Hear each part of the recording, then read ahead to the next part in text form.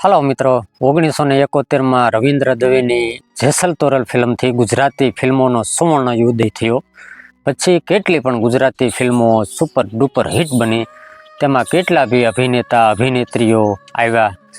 અમુક અભિનેતા અભિનેત્રીઓ એવા પણ હતા કે તેમણે 1 થી 2 ફિલ્મોમાં જ કામ કર્યું.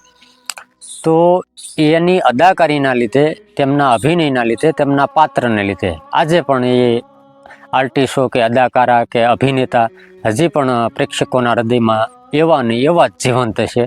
પણ પહેલાં શું થતું મિત્રો કે એ પાત્ર જોવા માટે તમારે દૂર જવું પડતું. ગુજરાતના સિંગલ સ્ક્રીન થિયેટરો સુધી તમારે જવું પડતું. પણ અત્યારે આ મોબાઈલના ટચુકડા પડદા પર વળી પાછી એ જ ફિલ્મો, એ જ તે જમાનાના ચાહકો સાક્ષી રહેલા અત્યારે એ ફિલ્મો જુએ છે. તો વળી પાછી એ જ જિજ્ઞાસા જાગે છે કે આ આર્ટિસ્ટ વિશે કોણ હશે આર્ટિસ્ટ. તો અત્યારે વિકીપીડિયા કે કોઈ પણ સોશિયલ મીડિયા પર અમુક આર્ટિસ્ટો એવા પણ છે, દાખલા તરીકે સુનિલ શોખી, ઇસ્માઇલ ચૌધરી. આ તો હું તમને 2-4 નામ ગણાવી શકું.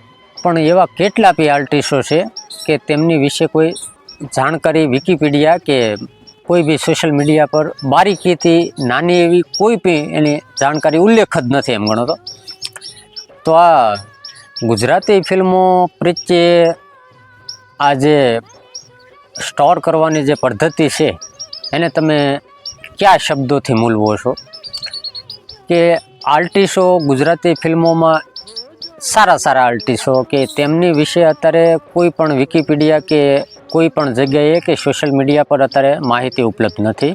અને અમુક ફિલ્મો પણ નથી. કેટલી પણ ફિલ્મોની વાત કરીએ કે આપણી જે ધરોહર ગણાતી ફિલ્મો કે જે ખરેખર સુપર ડુપર હિટ હતી, એ ફિલ્મો અત્યારે કોઈ પણ જગ્યાએ મળતી પણ નથી અને તેમની વિશે કોઈ પણ જગ્યાએ માહિતી પણ નથી. પણ આ યુગ જે જીવ્યા છે, જે યુગ હજી પણ જીવે છે, તેમની પાસેથી નાની કે થોડી ઘણી પણ માહિતી આપણને પ્રાપ્ત થતી હોય છે. તેવી જ રીતે ટવકે સાજણ સાંભરે ફિલ્મ અને લાજુ લાખણ ફિલ્મ, આ બંને ફિલ્મો જૈન ફિલ્મ કેશોદના બેનર હેઠળ બનેલી ગોવિંદભાઈ પટેલની હતી. આ બંને ફિલ્મમાં એક અભિનેતા આપણને જોવા મળ્યા અને એ બંને ફિલ્મોમાં એ નરેશ કનોડિયાના પિતાની ભૂમિકામાં આપણને નજર આવ્યા. એ આર્ટિસ્ટ ત્યારે ચાહકો ફિલ્મ જોતા ટવકે સાજણ સાંભરે કે લાજુ લાખણ, ત્યારે એક મનમાં વસવો કે જિજ્ઞાસા રહેતી કે આ આર્ટિસ્ટ કોણ હશે. પણ આ ટેકનોલોજી એટલી વિકસિત નહોતી અને એ આર્ટિસ્ટની જાણકારી સુધી ચાહકો પહોંચી નહોતા શકતા. પણ અત્યારે આ અમુક સોશિયલ મીડિયાના માધ્યમથી અને અમુક આવા જે 2-3 ફિલ્મોમાં કામ કર્યું તેમની વિશે કોઈ પણ જગ્યાએ તેની માહિતી પણ નથી મળતી અને કોઈ બી જગ્યાએ એની જાણકારી કે કોઈ બી સ્ટોર થયું હોય કે સચવાણી હોય એવું કોઈ જગ્યાએ નથી. તો આ એક મારા રિસર્ચથી મેં કર્યું છે. આ અભિનેતાનું નામ છે જતીન ખાન. જોકે આ અભિનેતાએ ફક્ત આ 2 ગુજરાતી ફિલ્મો જ નથી કરી. ગુજરાતી ફિલ્મોમાં તો એ પછી આવ્યા. તેની પહેલાં એણે 1990માં સની દેઓલ અને સંજય દત્તની એક ફિલ્મ આવી હતી. ફિલ્મનું નામ હતું ક્રોધ. તેમાં એક મુખ્ય વિલનમાં ધર્મરાજના કેરેક્ટર સાથે એક તેમના જમણા હાથ રૂપે, મતલબમાં રાઈટ હેન્ડ તરીકે આપણને નજર આવે છે.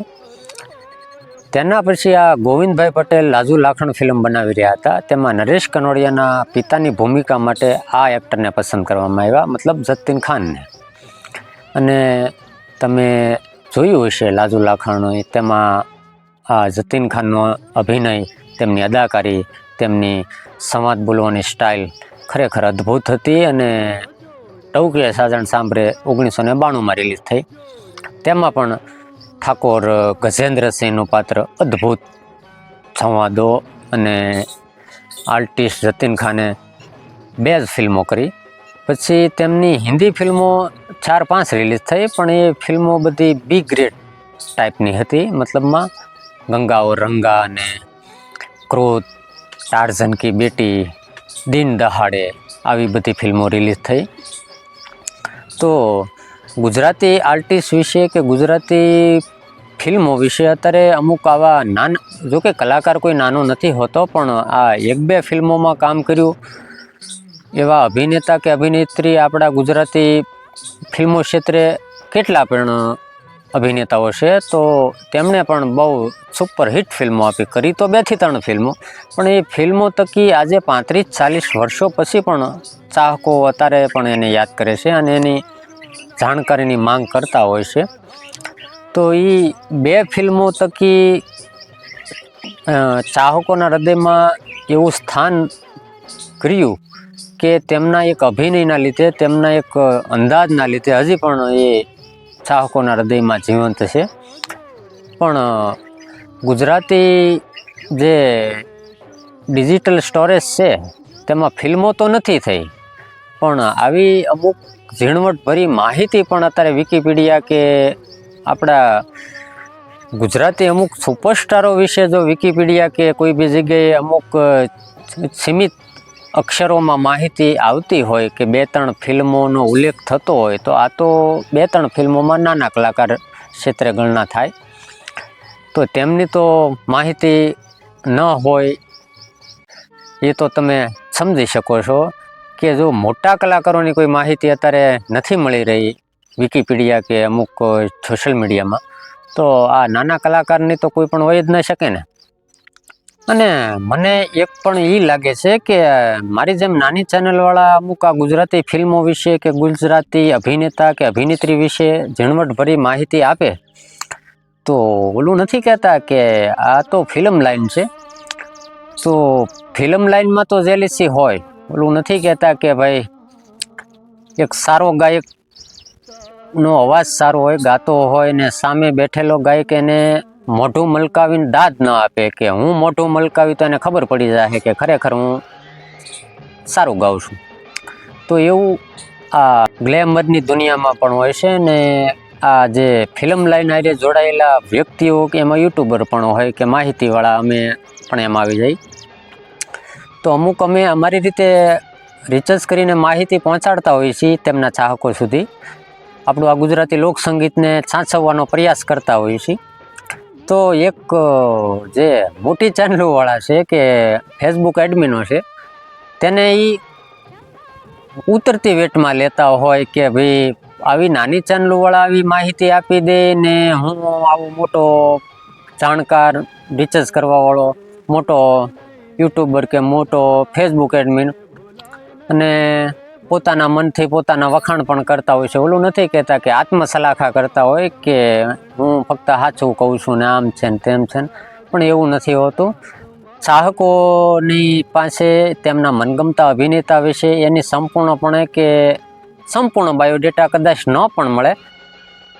જો કે ગુજરાતી ફિલ્મો વિશે કે ગુજરાતી આર્ટિસ્ટો વિશે અત્યારે કોઈ બી સોશિયલ મીડિયામાં કે વિકિપીડિયામાં બહુ સીમિત પ્રમાણમાં માહિતીઓ ઉપલબ્ધ છે, પણ એક રિસર્ચ કરી અને આપણું જે જૂનું ગુજરાતી લોક સાહિત્ય કે ફિલ્મ સંગીત જે છે તેમની વિશે આપની સુધી માહિતી કે જાણકારી કે એવી દુર્લભ નાની વાતો પહોંચાડવાનો અમારો સંપૂર્ણ રીતે પ્રયાસ રહેશે. અને બીજું આ ફિલ્મ લાઈન છે, તમે કોઈ બી ફિલ્મ લાઈન કે ગ્લેમરની દુનિયા સાથે જોડાયેલા હો, ભલે આ યુટ્યુબર કે આ ચેનલો કે એક ગ્લેમરની દુનિયા જ છે, તો તેમાં જેલિસી તો હોઈ શકે અને હોય જ. કેમ કે ઉમરાની એક બાજુ તમારી માનું રાજ છે અને ઉમરાની એક બાજુ દુનિયા છે, વ્યવહાર છે. તો આ તો રહેવાનું જ, પણ મતલબમાં શું છે કે સાચું જે હશે તેમને દર્શકો ખરેખર પસંદ જરૂર કરશે. અને ખાસ ગુજરાતી ફિલ્મો વિશે કે આજે કોઈ બી જગ્યાએ આપણને નથી મળી રહ્યું, અમુક ફિલ્મો નથી મળી રહી કે અમુક આર્ટિસ્ટો વિશે કે જેની આપણે 1-2 ફિલ્મોમાં જોયા હોય, તેમની અદાકારીથી આપણે પ્રભાવિત થયા હોય, તેવા આર્ટિસ્ટો વિશે આપણને અત્યારે માહિતી નથી મળતી. તો અમારો સંપૂર્ણપણે પ્રયાસ રહેશે કે જેટલું પણ મળે તો આપની સુધી પહોંચાડીએ. અને આવો નાનો એવો પ્રયત્ન મેં અમે કર્યો છે. વિડીયો ગમે તો લાઈક્સ કરજો,